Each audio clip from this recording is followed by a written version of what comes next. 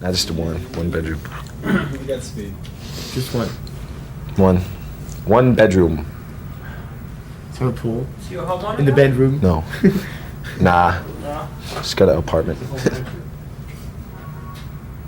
Tell me about your lifestyle. I mean, like you just mentioned, you have an apartment. I mean, Yeah, I finally are you found gonna, like, one. have a mansion someday, or what? I kind of doubt it. 2 rooms would be enough. One for all my junk and one to sleep in. Yeah, all I need is a room to put all my toys and comic books and guitars and a bedroom. Go play in. Playroom. Tell me about your comic collection. Things like that. Just collect old comics from 30s, 40s, 50s, 60s. And then new comics too. They take up too much room on the bus. So when Kirk's not there, we go out and sell them. That's where they went. Is that what you do, like in your spare time on tour? I mean, do you ever... Yeah, well, I mean, you roll into a city, like, check out local comic stores, buy toys, that sort of thing. That's what I do in my spare time when I'm at home, when I'm not playing guitar or whatever. We've got a couple of, we do a segment called Addicted to Style, about fashion and things. No! I know you guys are like real high on the GQ list, like I told Lawrence. Yeah. Lovely. Describe your style. What? Just hate shopping for clothes.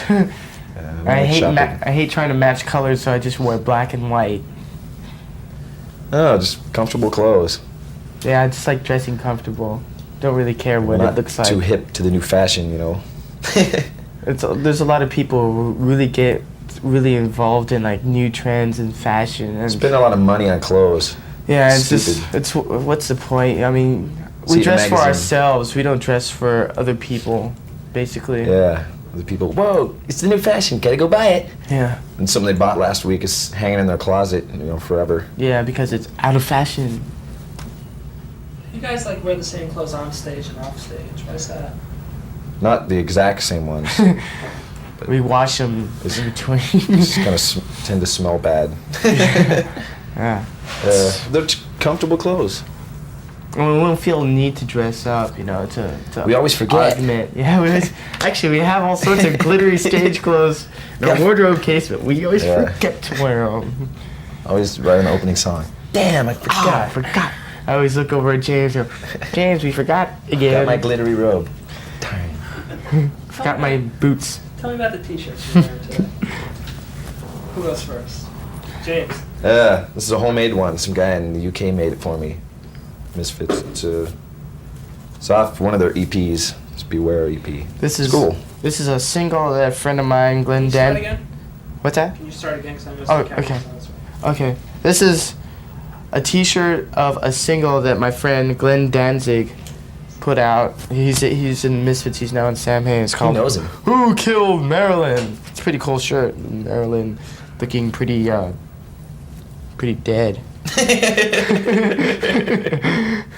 I mean, it's just we like wearing shirts of bands, you like, you're particularly supportive of, Free And, stuff, Right. The Misfits graphics are really cool, like the Yeah. whole horror thing. Got It's about- really cool. Got about 200 shirts at home. And we wear. I wear 5. Yeah. The Yeah. rest just sit there. 'Cause when I pack to go on the road, I just pick out 10 shirts and throw it into the suitcase. I'm ready. Let's go. Come on. Tell us about your manager, like buying the whole band like a million socks to wear. How'd you know about that? There's socks I really don't like, too. Yeah. The kind that don't even go over your ankle. Ugh. So- Lars likes them, though, because they got little tennis rackets on them. It's because we used to always get all our socks mixed up with each other. You go into a tour with like 10 perfect sets of socks, and you go out of the tour with all mismatched socks and stuff. So. One blue, one green, one's unstretched. And like, someone doesn't cut their toenails and you get socks back, it comes back with like holes in where the toes are. When they come back from the washing, they're stapled together now. Yeah. Yeah. Put them on. So, I mean, and like people would lose socks and stuff, so we would go on stage with just one sock on, barefoot and shoot. So, I mean, after months and months of petty bickering about our socks, we managed to just decide to buy a bunch of socks. Plus, we got some we had something take residence in our wardrobe case. Yeah.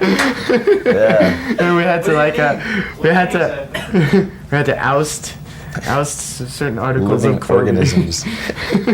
Oust certain articles of clothing. They were on tour with us. Friends on tour. Is there like meat behind that story you can tell me, or you'd rather? Meat Well, behind- it's Meat in front of it. just had some tour mascots that decided to take residence in our wardrobe case, Tour mascot. Yeah. among other places. Kirk, tell me about your Batman socks. Yeah. Oh yeah, they're the best thing. Jason bought them for me. And they're great. They're official Batman Club socks. Ooh. And I wore them on stage in Japan along with my fruit salad pants. Yeah. Yeah, the last gig was real fun. Yeah. Some kid threw up. Some kid threw up.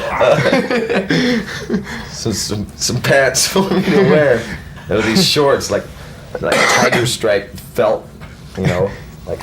They're like above funny. his knees and they have a tail. Yeah, they were huge too, and had a tail. So I put them on.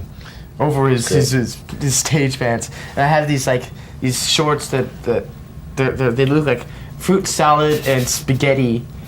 That's the pattern that's on the shorts. And he's a vegetarian. Yeah, and they're above the knee too. And I was wearing my official Batman socks with them, and my styling black socks. I was looking pretty stylish. Yeah, looked And, quite the fashion rage. Yeah.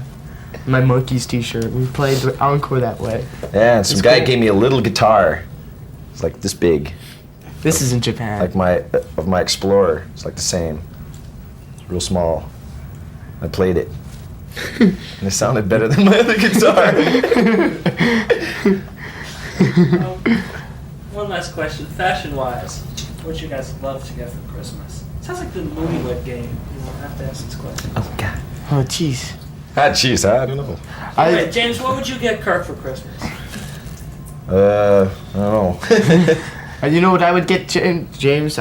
Do you ever see that publicity shot in the Guinness Book of World Records for the world's fattest man? He's wearing a pair of those overalls.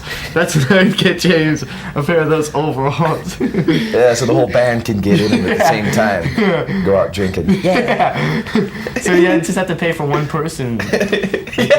On a bus, or Yeah. a cab. Or something. Thanks a lot. All right. Cool. That day? Yeah, it was on. Yeah. Wasn't it the one where I'm sitting babbling on Yeah, the phone? on the phone, yeah. That was alright, different. It's cool. And fucking Bobby, our tour manager, was hella like, calls mom, I'm on TV, you know? Hey mom, I'm on TV, you know? Bobby, our tour manager, was roaring. It was so funny. Fucking rock star road manager, you know, with his sunglasses. And, Alright. yeah, well, I road manage the band. Tell me what you guys have been up to the past couple of weeks. Just got back from Japan a couple days ago. It was so that was it. You know, we did 10 days there or something, whatever.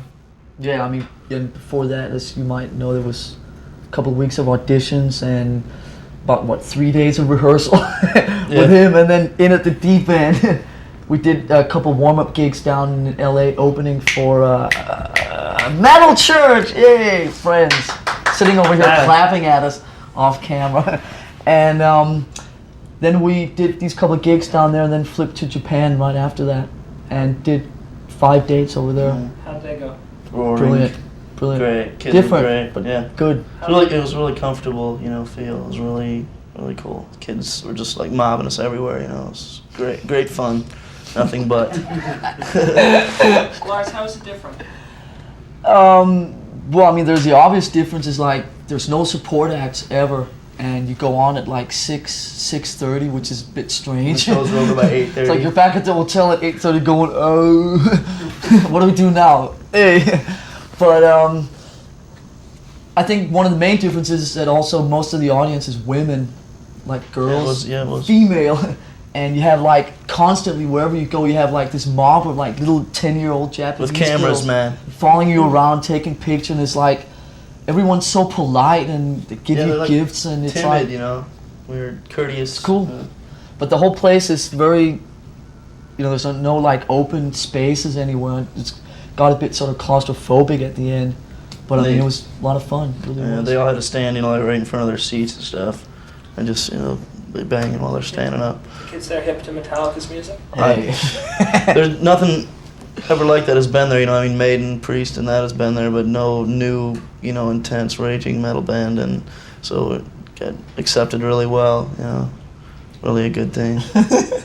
Tell me about your upcoming North American. Hey, we're going out for how long? 4 Couple, 5, weeks. 6. No, we're just going out, and basically what we're doing is we're doing all the shows that we were supposed to do with Ozzy that got canceled due to either Ozzy's, you know, throat or whatever things he was doing. Some dates got canceled because he had to shoot that stuff for that film and whatever. And what basically we're doing is going out and doing all the markets that we missed with him, all the cities, which is like all of Canada and some stuff right here on the East Coast, and then some stuff in the Northwest area, Seattle. Yeah. More clapping Seattle here from our Coliseum with friends. the church. That'll be roaring. And which is just basically doing all the shows and all the cities that we haven't done with Ozzy. And then we go to Europe after that and do all the dates that we missed after the accident in Europe. Do you guys feel nervous at all? Like Jason, you know, Yeah, your band member, you know, coming home and. No, I think we got over that. Basically, I think it was really good that we did those warm-up dates in LA, because what we wanted to do was sort of ease him in instead of like jumping in at the deep end kind of in Japan. So like the first gig would be in front of 4,000 kids in Tokyo, and for me, I was very nervous the first gig at the country club, and then that was it. And now just, you know. each show has gotten better as we went, you know. I mean, it was cool that we got to do Japan first because of just how comfortable it was, you know, for me especially, because I feel a lot of pressure because of, you know, the kids are expecting so much, and, you know, to fill Cliff's shoes, you know, it's a really big thing, and so it's kind of a weird thing for me, but it's getting better each time. These guys have made it ultra comfortable for me, more than I ever expected, really. Tell me about your support group, Metal Church. Who? Come on, throw it. Just hella good friends of ours from like way back. Yeah. And you know, it's like just always great to be touring with bands that we get on with. We've toured a lot with a band in the past called Armored Saint, which are really, really good friends of ours too. And it's like we're out for a long time. It's just good to have, you know, people around that you get on with. We also done some tours with people that we didn't get on with so much, and it's just good to like, you know, have people out with you that you really get on with like on a personal basis, you know. Yeah. And they're also opening for us on all the European dates. So we'll be with them for like the next 8 years. Fun for all.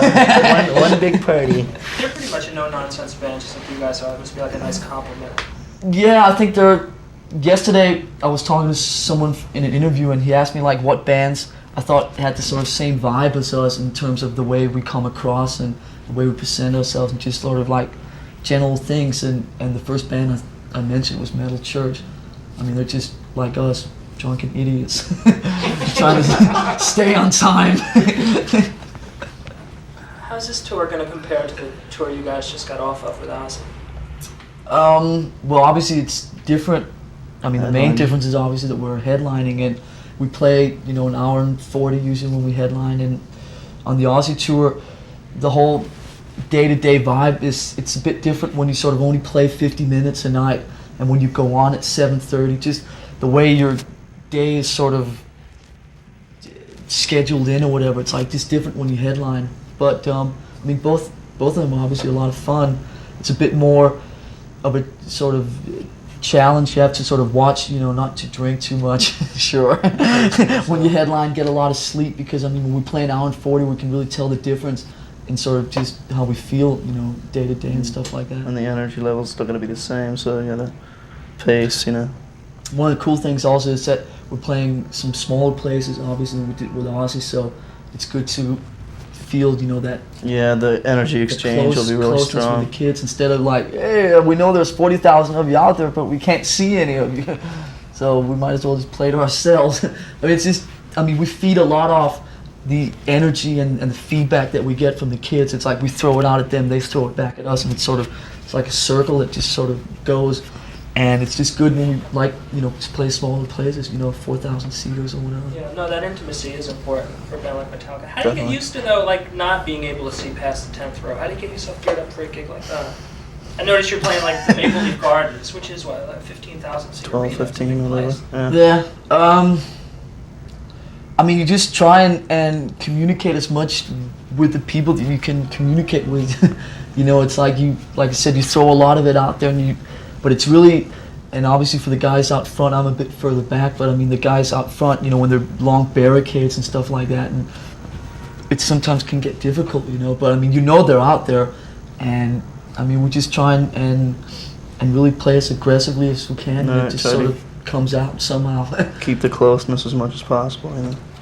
What have you guys learned playing in front of that many people? That more people can hear your mistakes. No, I mean, I think there comes a point where you get quite confident with what you do, and which is really good, because it's like the more confident you are when you play, it's like, I think that shows up in the music and the gig itself, when you're a bit more relaxed instead Yeah, the strength, of you're all uptight and stuff like that. And I think when you reach a point of you know you're going to go out there and do really well, and sort of just good confidence, you know, it relaxes you in a different way, and I think you come across as being a lot more sort of relaxed and sort of on the level, instead of being, you know, all tense and worried about what you're doing all the time, you know. Describe your relationship with your fans. On the level, same level.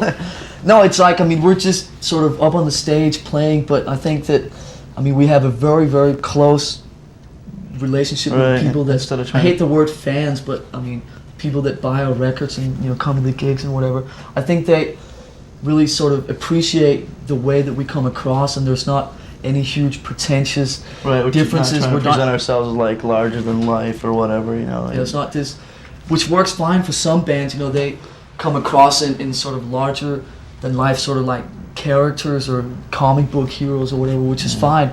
But for us, we just seem to do really well on being very, very on the level with these people, and they know that we're not hard to find, hard to get in touch with. They want to come up and say hello, and I think a lot of times when you present yourself as like a larger than life sort of character, rock star, or whatever, it's like, I think a lot of kids are sort of afraid to come up and hang out or whatever, and lose that special touch. and the people, you know, energy. just come up and hang out and cool, just have a very easygoing relationship with them. It's not huge differences, you know. We're just drunk kids playing. So you're going to be the same, you know, if the next album goes triple platinum, like Elektra probably hopes it will, the same old guys. Why limit yourself to triple platinum? No, we'll see what happens. I mean, you know, obviously there comes a point where it becomes more and more difficult. That's one thing that really irritated me about the Aussie tour, was that we're not used to that much security, and like, you know, we do like small, you know, 2,000 seaters, or even, you know, when we used to play clubs, you just go out and mingle with the crowd and hang out or whatever, and like all of a sudden you're playing arenas. It's like, you know, there's like 8 security guards between, you know, the bus and the entrance to the arena. You know, it's like the distance is this long. You know, it's like, I just don't like all this security and all this. I hate feeling isolated, you know. And but obviously there comes a point where it becomes like physically impossible to talk to, you know, 5,000 people at once, you know. But we're gonna do what we can. Before I came by, I looked at the last interview I did with you, and you talked about maintaining the same basic principles from when you started. What are those principles? Well, I mean, it's not something that's, you know, written down on paper and like we look at it every day, but I mean, just the general vibe within the band is that we're in a situation, luckily, with both management and record company, that we're very, very independent in terms of when it comes to writing and doing our thing with songs and recording and the way we go about presenting ourselves and so forth. And I mean, some of those quote-unquote principles are that we just really like that independence that we have from the sort of business associates, and it's just sort of great and very satisfying to be able to do what we want, and Not do it having the to way we want to do it, conform. and just go about sort of making a lot of these things the way that we feel that we should do them. And I think some of the other things are that we really want to stay where we are in terms of who we are as people, and like I said, it's really irritating with all the security, and you just want to stay who you've always been, and those are just some of the things that we try and do. You mentioned freedom and independence. How important is that to you guys? From a business point of view, very. I mean, I think we've shown now that we can. I think the Master Puppets album was, from some of the business people's point of view, was like, okay, we'll give them a chance at doing what they really want to do, and we'll see if it works. Now we've shown these people that we can do it. The album's gone gold and still doing very well and so forth. And I think that the freedom now is like we have these people's trust, and they don't interfere with songwriting and the way we want to record and who we want to record with. And so this guy over here is laughing, but these are the people that I'm talking about are standing over here. They're gonna buy me dinner tonight. What were your thoughts about the future of Metallica when Cliff passed away? Mine were that I don't think there was any doubt that we had to carry on and we're gonna carry on. The immediate thoughts obviously were how long it would take to get the whole thing rolling again, and look back on it now, it's really good that the period of time has been so short, because like the main things that we decided when we met up again, about a week after the accident, was that we wanted to do it as fast as possible, which would sort of shorten the time of us sitting around, feeling sorry for ourselves and moaning and groaning and so forth. And we just wanted to get back on the road and get back to doing, what we do, which is, play live and tour and whatever. And that's what he would have wanted. Definitely. I mean, he would be the first person to encourage it anyway. And I think now, Metallica has always been about sort of fighting on and fighting against a lot of the things that have always been in our way. We've had some bad, accidents before with James has broken this and I've broken that and blah, blah, blah, blah, blah. And it's like, hey, the old heel. And it's like, we've just always been about fighting on and sort of carrying on and going against all the sort of obstacles that come in our way. And obviously we've never encountered anything like this before, but it's like we have to keep going. I think the whole thing has really given us even more incentive and even more of a kick to sort of really do it now, because now obviously we have to do it for Cliff too. Yeah. And it's like now there's absolutely no stopping us whatsoever. Will the band change at all with Cliff's absence? Obviously. Yeah, it's going to be different because he was... part of the reason that I think Metallica did so well was that, or is doing so well, is that four very strong individual characters. Cliff was, as you know, very, very unique, both as a personality and as a bass player, and very original and different. And the first thing we realized was that we were never, ever going to find anyone like Cliff, so it was not like we were sort of looking for a Cliff Burton II or whatever. And we just needed, a bass player that would fit in. Jason has, strong individual personality and so forth, and we'll see what happens when we start writing. We don't write on the road, so it's a little early to tell. So Jason, how'd you find these guys? Well, I leave. They found me pretty much, when I heard that they were doing auditions, right, like whatever, 3 weeks after the accident or whatever, called my friend Michael, and we got together or whatever. I told him I wanted to do an audition, and so Lars called me and just went from there. He told me I had 4 days before an audition or whatever, and so I locked myself in my room with the tapes and just did it, learned everything I could, and went and kicked the ears. Hey. No, that was it. When I heard that I had the chance, there was no way that I wasn't going to get it. I told myself, convinced myself, there's no way that I was going to let this pass me by, because it's like a dream come true, really. So that's what it comes down to. What do you bring to the band musically or philosophically? I'm just gonna try to create, you know, the separate personality. I mean, everybody, like he was saying, everybody's got their own thing. You know, Kirk has his personality, Lars has his, James, and then as a unit, you know, they all put 1/4 in to make the ultimate unit, right? So I'm just gonna fill my 25% over here on this side and create my own personality, and you know, as far as the bass playing, you know, I'm just gonna do my own style.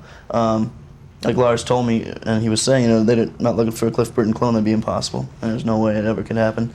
So I'm just gonna, you know, play my own style and just do my thing. And it seems to be working just fine. I mean, I think the writing's gonna be cool.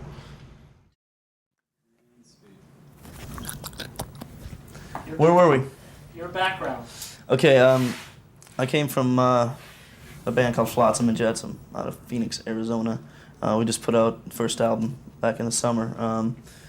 I formed a band with drummer Kelly Smith, who you know, we started about 4.5 years ago, and just, you know, went through many people, many guitar players, and that until the right thing came together, and then did the Doomsday album, and it's been getting really good reviews and everything. So that's pretty much it. I mean, the style was a lot, you know, compared to Metallica, and you know, they had definitely a heavy influence on the whole thing. It was like Iron Maiden, Metallica type thing. What's your reaction when you found out you were the new bass player? We were in this little restaurant, right? It was like on my callback day from, you know, it's like the second audition or whatever, second part of it. Went into this little food joint, and Tommy's joint. Tommy's joint in Frisco, and we were. So we can eat there for free. It was like my final test was to go out, you know, drinking with the boys. And Lars asked me if I wanted a job, you know. I stood up on the table and screamed, you know.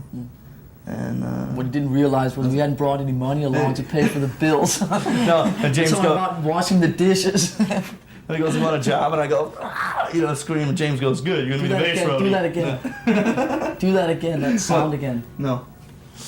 Okay, so anyway, that was it. You know, they asked me, and I just, you know, I freaked, and it was like a dream come true. I looked up at these guys for a long time, and so it was really kind of unbelievable. You know, it's like going, what?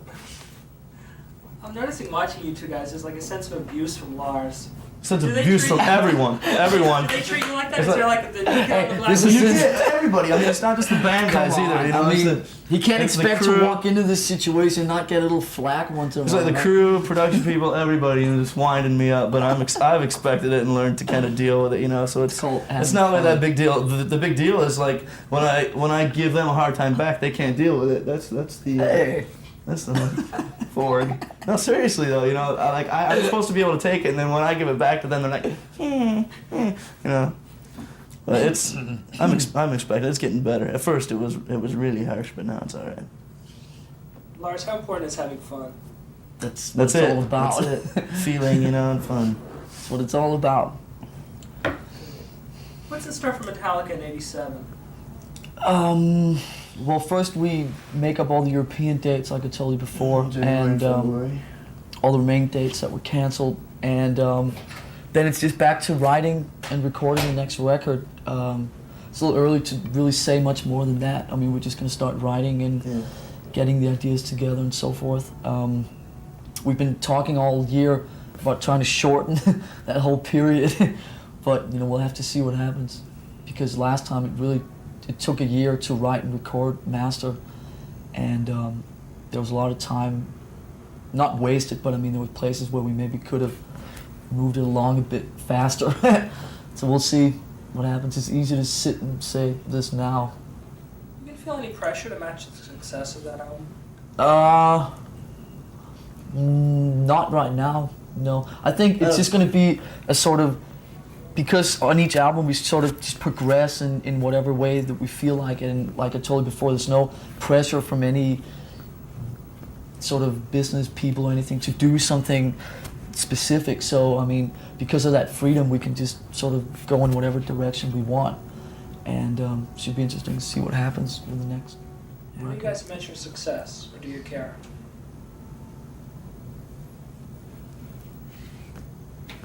Any suggestions from around the room? No. It's just cool that I mean, it's not something we think too much about, obviously, you know, on a day-to-day basis. But I mean, when people ask, it's like it's cool that we've been able to do it our way and not really sort of. We haven't really had to change or alter what we do to suit anyone. There's not been any changes made in anything that we do to sort of cater to anyone else's needs, and that's very satisfying that we've been able to, you know, go gold in America, Canada, and so forth, and sort of really know that we've done it our way. That's not been any compromises to do anything, you know, to sell more records or to whatever. To please And that's somebody very else or satisfying. what? Yeah. And I mean, that is success to me, which, you know, that's cool. I think the new stuff is going to be way good. I mean, they're going to be up to standard from even just a little bit of stuff that I've heard, you know, that like James and Kirk are coming up with. It's going to be easily up to standard. There's no doubt. Being that weird television, tell me about the new video. Oh yeah. What do you mean you didn't get it yet? This is it. What? This is it. What, you didn't get? You're not playing it? What, the tape didn't get there? Maybe Yeah, it what's got going lost on? in the mail or something. Hey, no videos.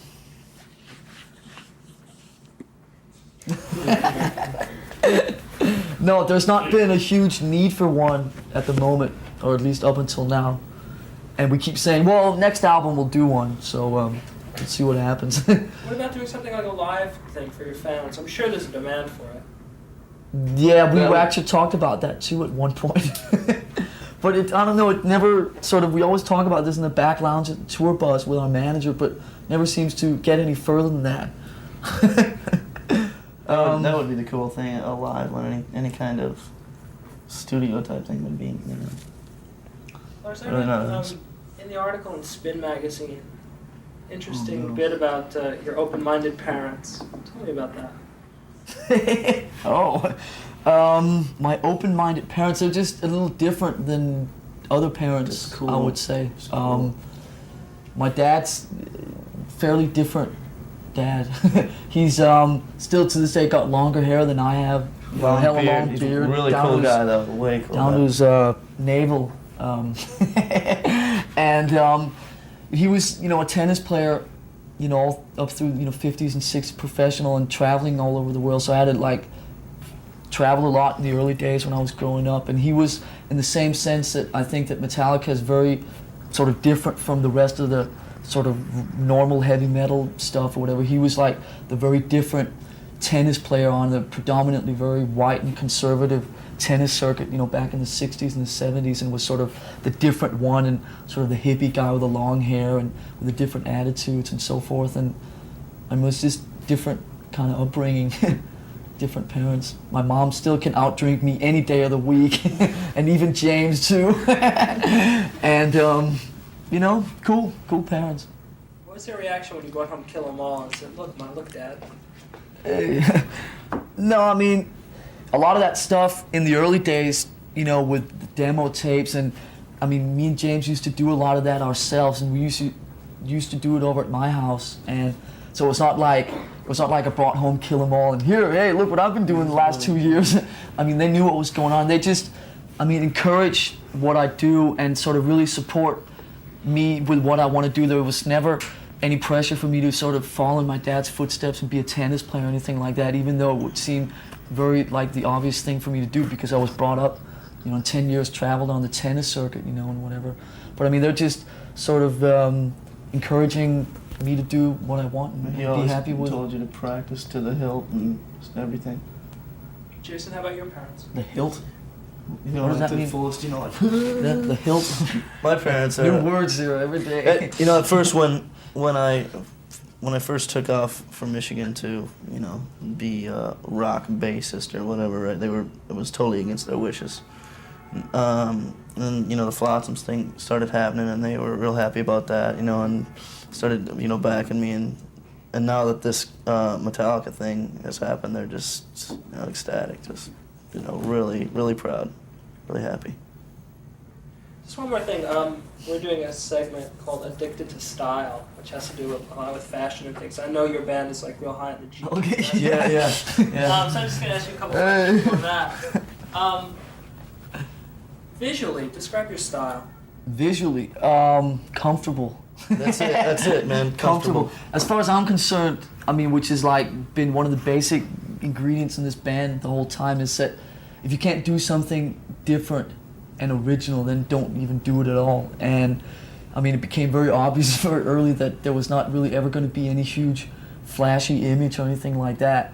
And I mean, to follow and just do what every other band has done would be stupid anyway. And just, I mean, for us, the main thing is just to be comfortable. Be ourselves, really, you know, not put on any kind of front or makeup or whatever stupid What you see is what it's all about. It's real. This is like what we actually wear even outside of this interview. You know? It's like, you know, it's just us doing, you know, what we do, being comfortable and being ourselves. And there's not a huge false front put up, you know, or, you know, like things hanging out here on the underlids of our eyes or anything like that. Or no, I mean, it's just us doing what we do, and other bands do other things that they do, which is cool. And we this is just what we feel. I mean, if they really like feel that, then that's comfortable. fine. But we're just doing it because it's. there are other things to spend money on than clothes. Describe to me what you're wearing. I have on a pair of Nike running shoes with it says Nike Air on Mine them. too. Nike Yeah. Air. Air, you know, Yeah, so Air. I don't know where the air is hanging out, but they're very, very comfortable. And then I have a pair of white socks on. Me too. White socks. I have here. This is the demonstration here. All right, here are the Nike shoes here. All right, Styling. cool plug for Nike. Yeah. All right, shock horror. These are also, guess, Nike socks, ladies and gentlemen. Nike socks. This should earn me some free things from Nike, shouldn't it? We have a pair of jeans on here that are, as you can see, have not been washed for at least 3 weeks at now. least a little while. And a T-shirt of a young, where are they from? Phoenix? Arizona, Phoenix, Arizona. See, one of the cool things about being in a band like Metallica is you get all these free T-shirts of like bands all the time, and I think this band is very fitting to Metallica. It says here, in case you can't read it, it says, "Hey little girl, want a piece of candy?" And then on the back. Transcribe that any way you want. And on the back, And then on the back says, "Sure, I'll have a piece of candy," and the old man's getting belted in the head. There you have it. true Metallica style. And then we have this mic cord here, which is not part of my wear today, but it looks pretty hip though, I think. And got this necklace that's been hanging here for 4 years, which brings me extremely good luck. And I have all my rings on, as you can see. And you know, we're just hip. Last question. GQ. What fashion item do you want for Christmas? I'll have some new tennies. Black ones. I'll take some clean underwear. Can you say that in a full sentence for Christmas? For Christmas, I want fresh underwear. Thank you guys. See ya! You know that's the first roll-in they're going to pull from this interview.